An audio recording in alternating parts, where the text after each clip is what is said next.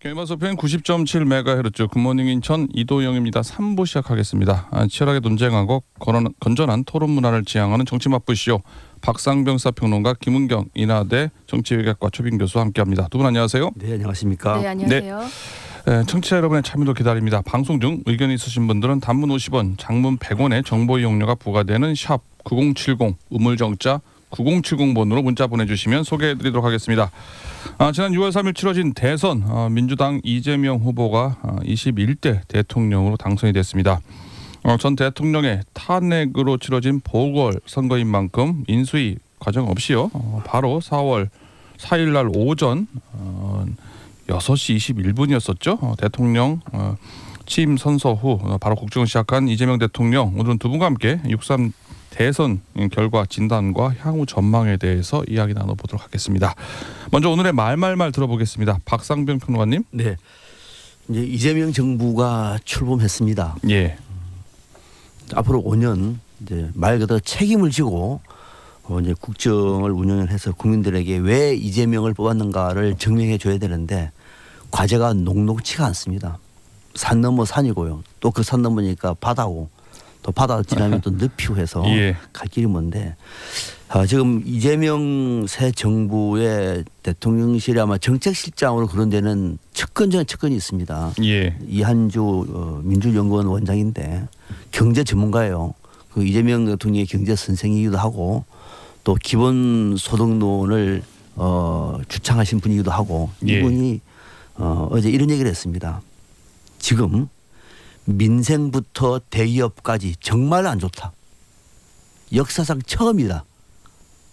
예. 정치꾼의 발언이 아니라 경제 전문가, 앞으로 이 정부를 책임져야 할, 경제를 책임져야 할 당사자 입에서 나온 발언이기 때문에 이 얘기를 좀 우리가 엄중하게 듣자라고 하는 취지에서 말로 골랐습니다.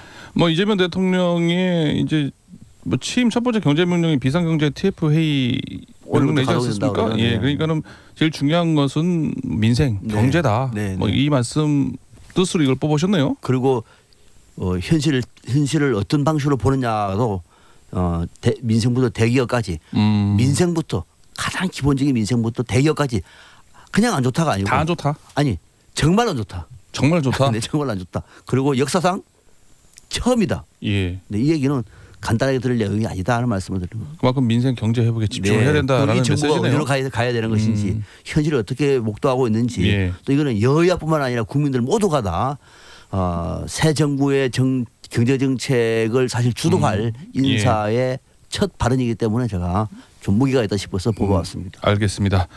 김문경 교수님은 어떤 말말말 뽑으셨습니까? 예, 이런 상황에서 이재명 새 정부의 역할도 중요하지만 예. 저는 한축 파트너인 국민의힘의 역할도 중요하다고 생각하는데 홍준표 전 대구시장 말을 뽑아왔습니다. 예.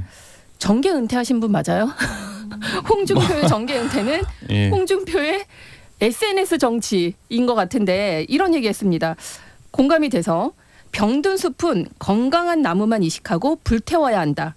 계속 방치하면 그 산 전체가 병든다. 예. 이 병든 숲은 뭐 다 아시겠지만 국민의힘을 얘기할 거고요. 홍준표 전 시장의 보수 재편 구상이 압축적으로 담긴 말이 아닌가. 예. 이 건강한 나무는 누구인지는 잘 모르겠습니다만 본인을 포함한 네. 몇 명의 그래도 건강한 나무가 보수에 살아있다. 그 사람들을 따로 이식해서 새로운 당을 만들어야 되지 않냐.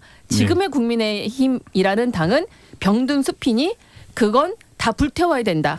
이렇게 얘기한 거거든요. 예. 근데 최근에 조선일보도 같은 논조로 얘기를 했어요. 국민의힘이 다시 국민의 신임을 얻고자 한다면 당을 해체하는 수준으로 황골 탈퇴해야 된다. 지금 뭐 홍준표 전 시장의 의견과 이 보수 언론의 입장이 같습니다. 당을 해체해야 된다. 예. 그리고 그 중에 몇몇 건강한 나무만 골라서 다시 보수를 재편하자. 예. 이게 현실적인 방안이 아닌가 싶습니다. 예. 황골 탈퇴를 해야 된다. 보수. 근데 건강한 나무 누가 있을까요? 홍준표 전 시장 포함하는 것 같고요. 그러니까 빼고요. 일단 거기는 뭐 은퇴하신 분이니까. 모르겠습니다. 좀 이따 얘기하겠지만 개혁신당의 앞으로의 미래가 불투명한 상황에서 이준석 의원도 거기 안에 포함되는지 잘 모르겠습니다. 건강한 나무예요? 네. 보수 재편이죠. 국민의힘 안에서의 재편이 아니니까. 예. 네. 일단은 뭐 오늘 말말만 뽑아오신 이유는 뭐 충분히 들었고요. 지난 대선 관련된 얘기 좀 하나씩 나눠보도록 하겠습니다. 먼저 최종 투표율 얘기 좀 해보겠습니다. 최종 투표율 79.4%. 15대였었죠. 김대중 대통령 선출될 때 투표율보다는 좀 낮긴 합니다. 그다음 80%를 넘었으니까요. 하지만은 지난 20대 대선 77.1%에 비해서는 상당히 높은 2.3%포인트나 높은데요. 평론가님, 지난번에 예측 전망하실 때 투표율이 뭐 비슷하거나 조금 하여지 않겠느냐라고 전망을 하셨는데 이게 좀 높게 나왔단 말이에요. 왜 이런 투표율이 높게 나왔을까요? 이거를 이제 좀 우리가 이른바 이제 선거 정치의 분위기를 어떻게 이제 판단하느냐가 중요한 거거든요. 이건 아직까지 우리가 조사를 안 해봤기 때문에 좀 막연하게 말씀드릴 수밖에 없는데 우리가 선거 정치 흐름을 쭉 볼 때 몇 가지 좀 특징적인 점은 분명히 있었죠. 뭐냐면 사전 투표율이 높다. 다음 날은 낮다. 예. 호남 높네. 대구 낮다. 뭐 이런 분위기가 분명히 있지 않았습니까? 예. 그거 하나 하고 또 하나가 이번 대통령 선거는 사실 이미 확정이 된 사람 아닙니까? 어차피 대통령은 이재명인 걸 다 알았고요. 아마 모르는 사람들은 지금도 모르고 있습니다만 알았고 이제 얼마나 표 차이가 날 것인가에 해서 뭐 호남에서도 당선된 거 굳이 안 해도 된다. 뭐 대구 경북에서도 뭐 누구를 찍느냐, 뭐 김문수 찍으라고 못해. 뭐 이런 분위기가 분명히 있었단 말이죠. 자, 이런 분위기 속에서 막판에 투표율이 올라갔어요. 예. 대구가 80% 넘었어요. 놀라운 일입니다. 경북도 거의 79%예요. 이런 거 없었어요. 자, 이거를 우리가 미뤄 진작해 보면은 저는 막판에 이 사전 투표율이 호남에서 높은 거 우리가 투표 안 한 거 이거 문제가 되겠구나. 양심적으로 도덕적으로 또 민주시민으로서 막판 해야지 이런 분위기가 분명히 많았던 것 같아요. 예. 그 사전 투표는 보수 쪽에서는 부정선거 의무를 제기했기 때문에 우리 그러면 사전 투표하지 말고 본 투표하자 이런 분위기도 있었던 것 같아요. 예. 여기에 대해서 이제 특히 대구 경북 같은 경우는 경남도 마찬가지고 막판에 투표에 안 하려고 했던 사람들이 대거 몰리면서 전체적으로 영남권의 투표율이 올라가면서 결과적으로 마지막 투표가 전부가 다 동반 상승하는 이런 효과를 만들어냈다. 저는 이렇게 분석하고 있습니다. 예. 교수님은 뭐 이렇게 좀 투표율 높을 거라고 예상하셨는데요. 어떻게 네네. 보십니까? 저는 이제 양당 지지층이 결집할 것이다라고 봤거든요. 저는 좀 그 결과라고 보이는데 일단 지금 내란이라는 확실한 그 어떤 그 이슈가 있었고 정치적 이슈가 있었고 그러니까 내란을 척결해야 된다라는 의지를 담은 유권자들이 적극적으로 투표를 했을 거고요. 또 반대에서는 그래도 이재명만은 안 된다라고 했던 국민의힘의 프레임. 예. 그래도 보수의 이 심장은 지켜야 된다라는 어떤 그런 의지들이 반영이 돼서 뭐 특히 뭐 대구 같은 경우에는 말씀하신 대로 80%가 역사상 처음으로 넘었고 본투표가 영남 지역의 득표율이 굉장히 높았거든요. 그 얘기는 사전 투표를 보니까 이 호남 지역의 득표율이 높은 것에 대한 어떤 위기감 최소한 우리라도 찍어야 되겠다라는 이런 절박함이 투표율로 반영이 된 것 같습니다. 결국은 뭐 이 보수표가 결집했다라고 볼 수 있는 측면 하나 하고 사전 투표에서 덜 몰린 게 이제 사전 투표에 대한 뭐 이런 논란? 뭐 그때요 언론에서요. 하루 종일 얘기했어요. 호남에서 사전 투표율 높다고.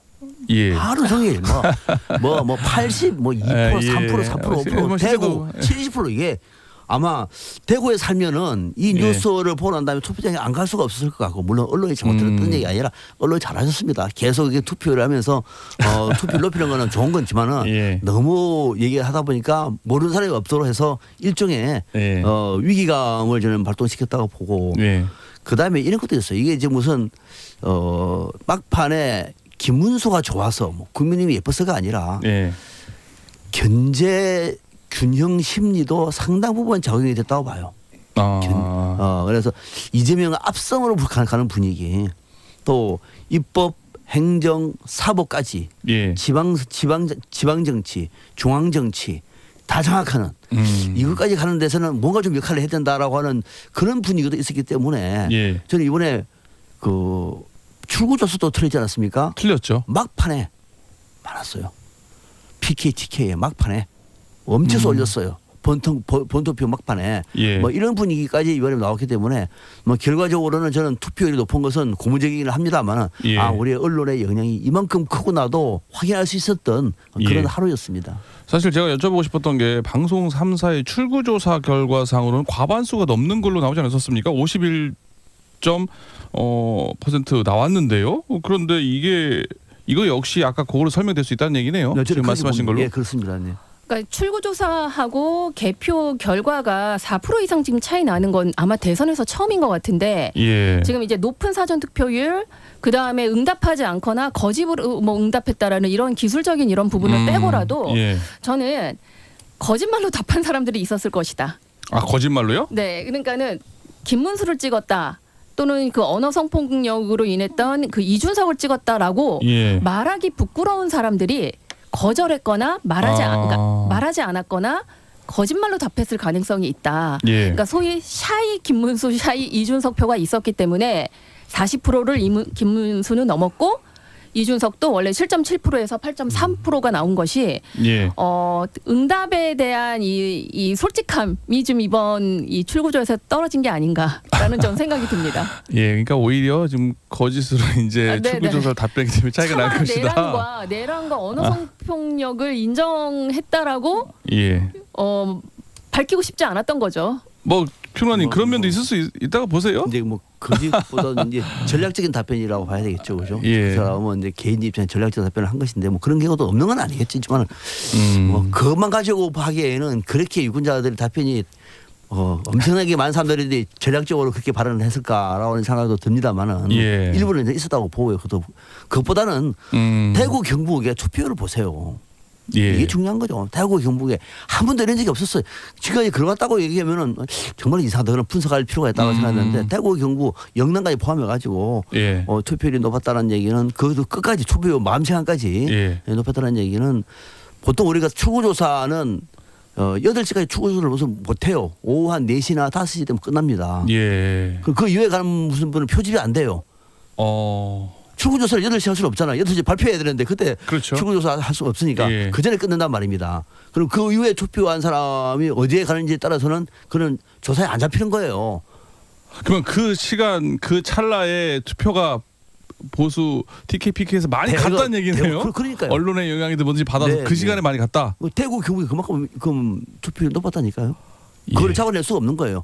그걸 가중치하면 좋은데 예. 여론조사 기관도 그걸 가중치할 수도 없는 거죠. 그러다 보니까는 오차 범위 밖에서 뭐 이거는 돈을 그만큼 들이고 예측조사 이거는 완전히 그냥 안 맞는 거죠. 이렇게 차이가 완전히 나면은. 망한 거죠. 안 맞는 것이 아니라 오차 범위 몇 배 뛰어넘는 거예요. 예. 이거는 여론조사라고 볼 수도 없어요. 예, 알겠습니다. 오늘 두 분 박상민 사평론가 김은경 인하대 정치외교학과 초빙 교수와 6.3 대선에 관한 이야기 그리고 뭐 진단 전망에 대한 얘기 나눠보고 있는데요. 이거 말말말 듣고 또 지금 투표율 얘기를 하다가 보니까 벌써 3부 시간이 다 된 것 같습니다. 3부 여기서 마무리하고요. 4부에서는 지금 뭐 관련된 이야기 이재명 대통령이 얻은 투표수가 또 역대 최대 득표였고요. 또 관련된 이야기 이준석 후보 그때 그 관전 포인트 있었죠. 10%를 과연 넘느냐 이준석 후보가 아니면 그렇습니다. 네, 네. 그리고 이재명 후보가 50%를 넘느냐 관전 포인트 관한 얘기도 함께 사업에서 나눠보겠습니다.